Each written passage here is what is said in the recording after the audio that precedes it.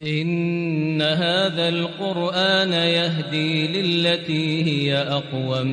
ويبشر المؤمنين الذين يعملون الصالحات أن لهم أجرا كبيرا. السلام عليكم ورحمة الله وبركاته. الحمد لله نحمده ونستعينه ونستغفره ونؤمن به ونتوكل عليه ونعوذ بالله من شرور أنفسنا ومن سيئات أعمالنا، من يهده الله فلا مضل له ومن يضلله فلا هادي له، ونشهد أن لا إله إلا الله وحده لا شريك له، ونشهد أن محمدا عبده ورسوله. أما بعد، فاعوذ باللہ من الشیطان الرجیم، بسم اللہ الرحمن الرحیم۔ کل جو ہم نے سورۃ اعراف کی آیت نمبر 46 اور 47 کی تفسیر سنی تھی، جس میں اللہ تعالیٰ نے فرمایا اور ان دونوں گروہوں کے درمیان پردہ ہوگا، اور اعراف پر کچھ لوگ ہوں گے جو ہر ایک جنتی اور دوزخی کو ان کی خاص علامتوں سے پہچانتے ہوں گے، اور وہ جنتیوں کو پکار کے کہیں گے کہ تم پر سلام ہو۔ اعراف والے ابھی جنت میں داخل نہ ہوئے ہوں گے، وہم یطمعون، اور وہ اس کی امید رکھتے ہوں گے، اور جب ان کی آنکھیں اصحاب النار کی طرف پھیر دی جائیں گی، یعنی دوزخیوں کی طرف پھیر دی جائیں گی، تو کہیں گے ربنا لا تجعلنا مع القوم الظالمین، اے اللہ تو ہمیں ظالم لوگوں کے ساتھ نہ کرنا۔ اس کے بعد اصحاب اعراف کا ہی ذکر ہے کہ وَنَادَى أَصْحَابُ الْأَعْرَافِ رِجَالًا يَعْرِفُونَهُمْ بِسِيمَاهُمْ قَالُوا مَا أَغْنَى عَنْكُمْ جَمْعُكُمْ وَمَا كُنْتُمْ تَسْتَكْبِرُونَ، اور اعراف والے کچھ ایسے لوگوں کو پکاریں گے جنہیں وہ ان کی خاص علامتوں سے پہچانتے ہوں گے، اور وہ کہیں گے کہ تمہیں تمہارے گروہ نے کوئی فائدہ نہیں دیا، اور نہ اس تکبر نے فائدہ دیا جو تم کرتے تھے۔ أَهَؤُلَاءِ الَّذِينَ أَقْسَمْتُمْ لَا يَنَالُوهُمُ اللَّهُ بِرَحْمَتِهِ ادْخُلُوا الْجَنَّةَ لَا خَوْفٌ عَلَيْكُمْ وَلَا أَنْتُمْ تَحْزَنُونَ۔ کیا یہی وہ لوگ ہیں جن کے بارے میں تم قسمیں کھاتے تھے کہ اللہ ان پر رحمت نہیں کرے گا؟ ان سے تو کہہ دیا گیا ہے کہ تم جنت میں داخل ہو جاؤ، تم پر کوئی خوف نہیں اور نہ تم غمگین ہو گئی۔ یعنی ان آیات میں اللہ تبارک و تعالیٰ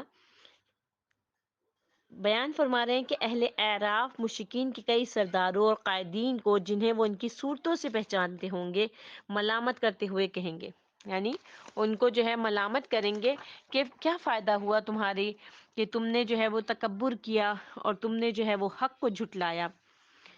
تو اس لیے جو ہے تمہارا یہ حق کو جھٹلانا کسی طور پہ بھی فائدہ مند ثابت نہیں ہوا۔ اس لیے جو لوگ تکبر کرتے ہیں اور اللہ تبارک و تعالیٰ کی شریعت سے انکار کرتے ہیں، ان کو جو ہے وہ کیا کہیں گے؟ ما اغنی عنکم جمعکم، آج نہ تو تمہاری جماعت ہی تمہارے کچھ کام ہوئی، یعنی تمہاری جو اکثریت تھی، کثرت تھی، اس نے تمہیں کوئی فائدہ نہیں پہنچایا۔ وما کنتم تستکبرون، اور نہ تمہارا تکبر ہی فائدہ مند ثابت ہوا، یعنی تمہاری کثرت، تمہاری جماعتیں تمہیں اللہ کے عذاب سے نہ بچا سکیں، بلکہ تم اس سزا میں اور اس عذاب میں مبتلا ہو گئے۔ ٹھیک ہے، تو آگے اللہ تعالیٰ کہہ رہے ہیں هؤلاء الذین اقسمتم لا ینالهم، کہ یہ وہی لوگ ہیں جن کے بارے میں تم قسمیں کھاتے تھے کہ اللہ ان پر رحمت نہیں کرے گا۔ ان سے تو کہہ دیا گیا کہ تم جنت میں داخل ہو جاؤ، تم پر کوئی خوف نہیں اور نہ تم غمگین ہوگے، یعنی قسمیں کھا کھا کے کہتے تھے کہ اللہ تعالیٰ اپنی رحمت سے ان کی دستگیری نہیں کرے گا۔ علی بن ابو طلحہ نے حضرت ابن عباس سے روایت کیا ہے کہ اس سے مراد اصحاب اعراف ہیں، یعنی اصحاب اعراف جو ہوں گے ان کے بارے میں جو ہے وہ یہ والی آیت نازل ہوئی ہے۔ ٹھیک ہے نا؟ تو وہ دنیا میں کیا قسمیں کھایا کرتے تھے کہ جو ہے یہ لوگ جو ہیں ان کو اللہ تعالیٰ اپنی رحمت میں سے کچھ حصہ نہ دے گا. یعنی وہ دنیا میں غریب فقیر تھے، محروم لوگ تھے، پابندیوں میں وقت گزار رہے تھے، تو لوگ سمجھتے تھے کہ ان کا تو کوئی پرسان حال ہی نہ ہوگا آخرت میں. تو یہ غلط فہمی عام طور پہ پائی جاتی ہے کہ لوگ سمجھتے ہیں کہ جس کا دنیا میں حال اچھا ہوگا وہی آخرت میں بھی اچھا ہوگا. کیونکہ جس کا دنیا میں حال اچھا ہے اس کا مطلب ہے کہ اللہ تعالیٰ کا وہ پسندیدہ ہے، محبوب ہے. حالانکہ قیامت کے دن اس کے برعکس بھی ہو سکتا ہے. اللہ تعالیٰ کسی کی شکل و صورت، کسی کا مال و دولت، کسی کا دنیاوی سٹیٹس نہیں دیکھے گا، وہ انسان کے اعمال کو دیکھے گا کہ انسان کے اعمال کیا ہیں، کیا عمل کر کے آیا ہے. اور کیا یہ اہل جنت وہی لوگ نہیں جن کے متعلق تم قسمیں کھا کھا کے کہتے تھے؟ تو آج ان کو کیا کہا جا رہا ہے؟ آج ان کو یہ کہا جا رہا ہے کہ تم جنت میں داخل ہو جاؤ اور تمہیں نہ کوئی خوف ہوگا اور نہ ہی تم غمگین ہوگے. یعنی بغیر خوف کے، بغیر کسی غم کے، کسی قسم کا خوف، کسی قسم کا غم، اس کے بغیر جو ہے وہ تم جنت میں داخل ہو جاؤ. ٹھیک ہے؟ تو اب انسان کو ظاہر نہیں پتہ چلتا کہ آج جو ہم جن لوگوں کو ایسا سمجھ رہے ہیں کہ غربت میں زندگی گزار رہے ہیں، اور جو اللہ تعالیٰ کے پسندیدہ لوگ ہوتے ہیں، اللہ تبارک و تعالیٰ ان کے اوپر آزمائشی بھی بہت زیادہ بھیجتے ہیں. وہ اتنی آزمائشوں میں گھرے ہوئے ہوتے ہیں، اتنی آزمائشوں میں گھرے ہوئے ہوتے ہیں کہ جو باقی لوگ ہوتے ہیں وہ ایسا تصور کرتے ہیں دوسرے لوگوں کے بارے میں کہ لازمی انہوں نے کچھ ایسا گناہ کیا ہے کہ جس کی وجہ سے اللہ تبارک و تعالیٰ نے ان کو اتنی مشکل میں ڈالا ہوا ہے. ان کو یہ نہیں پتا ہوتا کہ اللہ تبارک و تعالیٰ اپنے سب سے پسندیدہ جو بندے ہوتے ہیں نا ان کو آزماتا ہے، ان کے اوپر مشکلات و مصائب بھیجتا ہے. اسی لیے سب سے زیادہ جو مشکلات و مصائب آئے وہ اللہ تبارک و تعالیٰ نے انبیاء کے اوپر بھیجے، اور اس کے بعد صالحین کے اوپر مشاکل آتے ہیں، مصائب آتے ہیں، مشکلات آتے ہیں. حتیٰ کہ انسان سوچنے میں مجبور ہو جاتا ہے کہ یا اللہ مجھ سے کیا گناہ سرزد ہو گیا ہے، یا اللہ آپ مجھے اتنا آزما رہے ہیں ایک ایک چیز میں، تو کیا میں نے ایسی غلطی کر دی ہے. حتیٰ کہ ایک شخص جو ہے وہ اپنے ان مصائب کی وجہ سے، اپنی پریشانیوں کی وجہ سے دنیا میں یعنی زمین کی پیٹھ پہ چل رہا ہوتا ہے اور اس کے اوپر ایک گناہ بھی نہیں ہوتا. کیونکہ اللہ تبارک و تعالیٰ جب آپ کے اوپر کوئی مشکل بھیجتے ہیں، جب اللہ تعالیٰ نے وعدہ کیا ہے کہ میں جو انسان کو کوئی تکلیف دیتا ہوں حتیٰ کہ ایک کانٹا بھی چبھتا ہے اس پر بھی اجر ہے، تو جن لوگوں کے اوپر بہت زیادہ مصائب اور آلام آتے ہیں ان کے لیے کتنا اجر ہوگا. بس صبر کرنے کی ضرورت ہے. اگر ہم واویلا مچاتے ہیں، اگر ہم لوگوں میں اللہ تبارک و تعالیٰ کو جو ہے وہ نعوذ باللہ اللہ تعالیٰ کے لیے غلط غلط قسم کی باتیں کہتے ہیں، تو پھر وہی سارا آپ کے جو مصائب و آلام ہیں وہ تو وہیں پر ہی موجود رہتے ہیں، بلکہ زیادہ تر لوگوں میں ذکر کرنے سے وہ اور بڑھ جاتے ہیں. ہر شخص اپنے ذہنیت کے مطابق سے آپ سے بات کرتا ہے، ہر شخص اپنی ذہنیت کے مطابق سے آپ کو چار جملے بولتا ہے، پھر آپ اس پہ سوچتے رہتے ہیں. ٹھیک ہے نا؟ یعنی تکلیف آپ کی بڑھ جاتی ہے. اس کے برعکس جو شخص اپنی تکلیفوں کو اللہ تبارک و تعالیٰ کے حوالے کر دیتا ہے اور پھر اللہ تعالیٰ سے صبر مانگتا ہے، تو پھر اللہ تعالیٰ اس کو صبر بھی عطا کرتے ہیں اور پھر اجر بھی عطا کرتے ہیں. یعنی ان مصائب پر اس کے گناہ جو ہیں وہ گناہوں سے پاک صاف ہو جاتا ہے، ایسے کہ جیسے اس کے اوپر ایک گناہ بھی نہیں ہے. تو اسی لیے جو ہے جو حالت بھی اللہ تبارک و تعالیٰ نے آپ کی رکھی ہے، جس حالت میں بھی اللہ تعالیٰ آپ کو آزما رہا ہے، اس میں صبر کرنے کی ضرور کوشش کریں. کوشش کریں کہ اس وقت کو اچھی طریقے سے کاٹیں. جو وقت آپ کو لگ رہا ہے کہ یہ بہت کڑا وقت ہے، یہ بہت سخت وقت ہے، اور جو ہے اب میں کیا کروں، میرے تو سمجھ میں نہیں آ رہا، اور آس پاس آپ کو لگتا ہے کہ جو لوگ ہیں وہ بڑے خوش و خرم رہ رہے ہیں، ہر طریقے سے جس چیز کی آپ کے پاس کمی ہے وہ ان کے پاس نہیں ہے کمی، تو یہ محض آپ کا خیال ہوتا ہے. ورنہ جب اگر آپ ایک ایک کی زندگی کو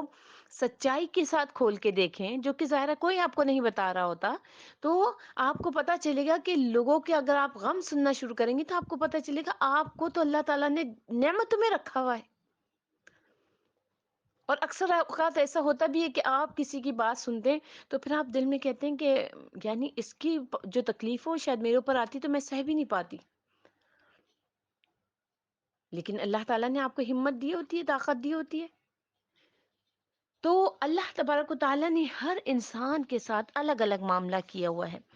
تو اب وہ لوگ جن کے لیے لوگ قسمیں کھا کھا کے کہتے تھے کہ اللہ تعالیٰ تو ان کو جنت میں داخل کرے گا ہی نہیں، اللہ یہ لوگ تو دوزخی لوگ ہیں، یہ لوگ تو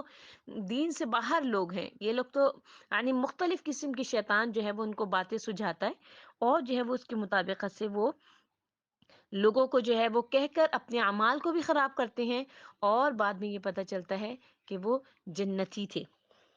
وہ لوگ جنتوں میں تھے. اللہ تبارک و تعالیٰ نے اپنی رحمت ان کے ساتھ کی، اپنی رحمت کا دامن ان کے لیے پھیلا دیا. اللہ تعالیٰ کہتے ہیں ادخلوا الجنت لا خوف علیکم ولا انتم تحزنون، تم جنت میں داخل ہو جاؤ، تمہیں کوئی خوف نہیں ہوگا، نہ کوئی رنج ہوگا. اس کے بعد ونادى اصحاب النار اصحاب الجنہ،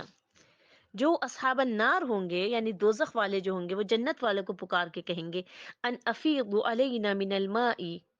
کہ تم کچھ پانی ہم پر انڈیل دو. کیسا پانی؟ او مما رزقکم اللہ،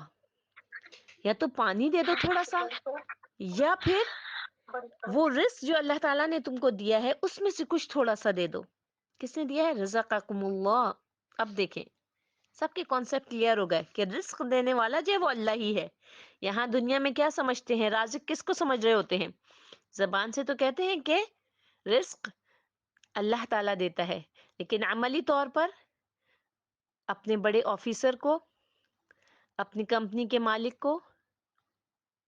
اپنے پرنسپلز کو، اپنے ہیڈ کو رازق سمجھ رہے ہوتے ہیں.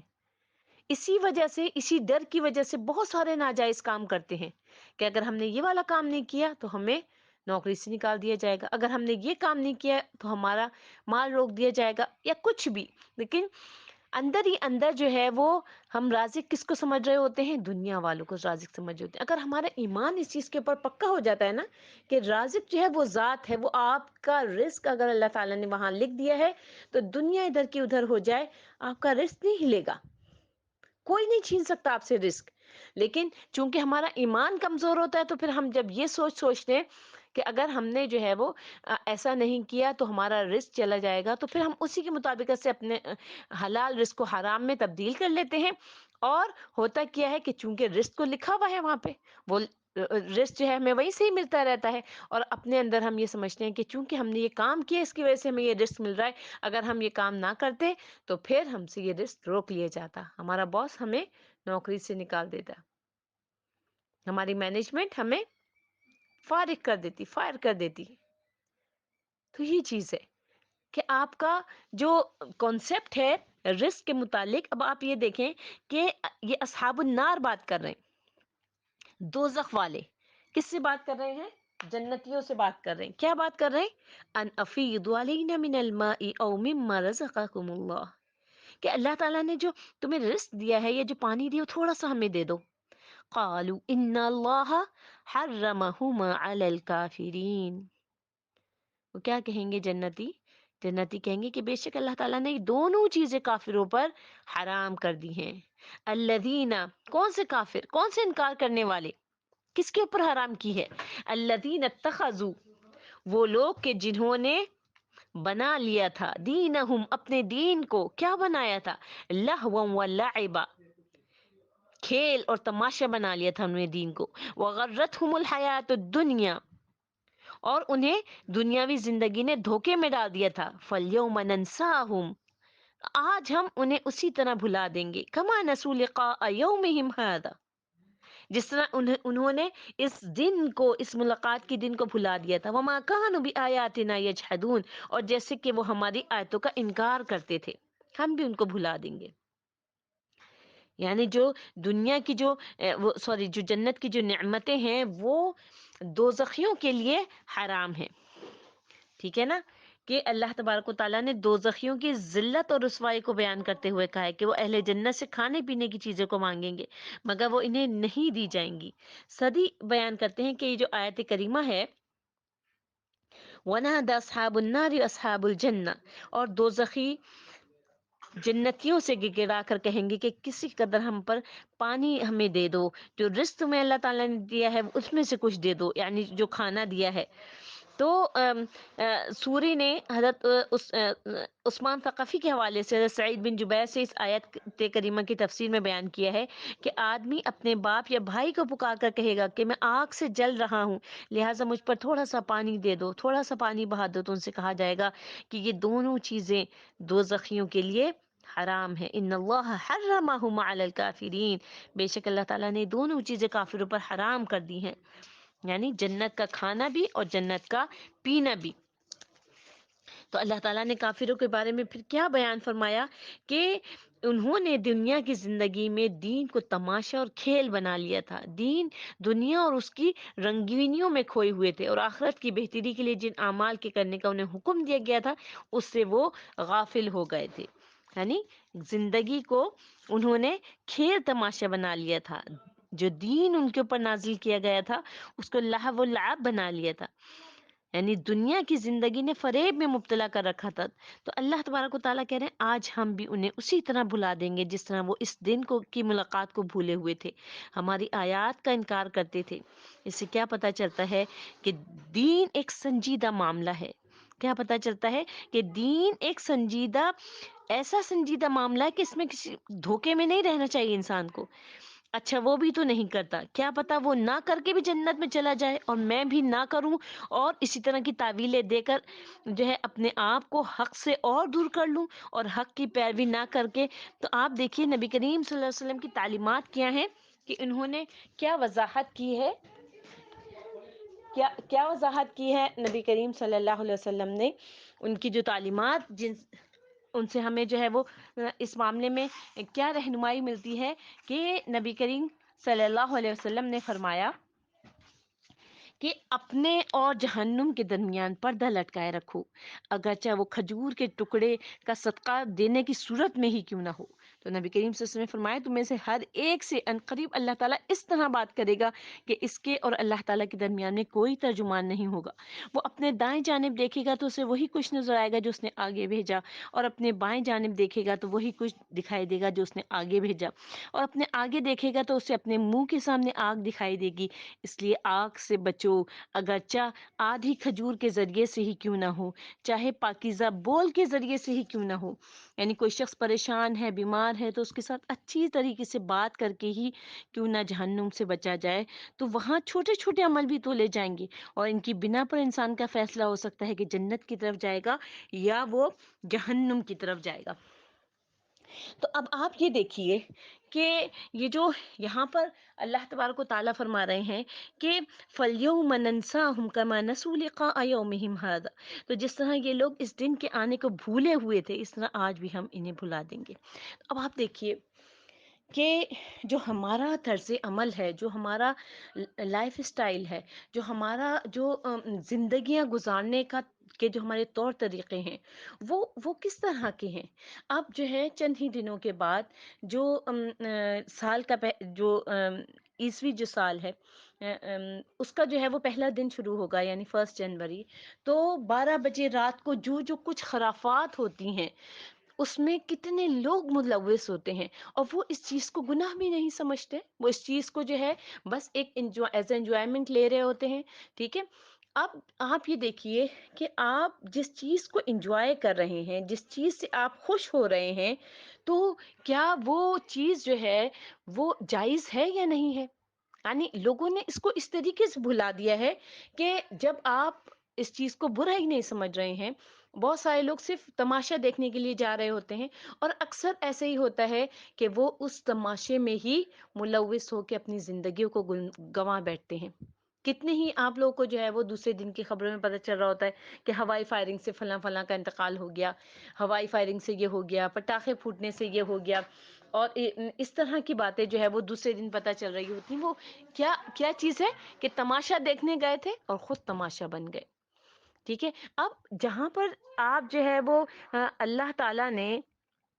آپ کے لیے جو چیز جائز رکھی ہے، جو چیز آپ کو الاؤ کی ہے، اللہ تعالیٰ نے شریعت آپ کو الاؤ کرتی ہے، اس کے مطابقت سے آپ سب کام کیجئے۔ لیکن دیکھیے یہاں پر بھی اللہ تعالیٰ کیا کہہ رہے ہیں کہ انہوں نے دنیا کی زندگی کو لہو اور لعب بنا لیا تھا، یعنی کچھ لوگوں کی زندگی کا مقصد ہی صرف اور صرف یہ ہوتا ہے کہ کس طریقے سے ہمیں انٹرٹینمنٹ ملے، کس طریقے سے ہم لائف کو انجوائے کریں، کون کون سے طریقے ہو سکتے ہیں کہ ہم اپنے دل کو، چاہے ان کا اس کے بعد دل خوش بھی نہیں ہو رہا ہوتا، کیوں؟ کیونکہ روح تو اندر سے بے سکون ہی ہے نا،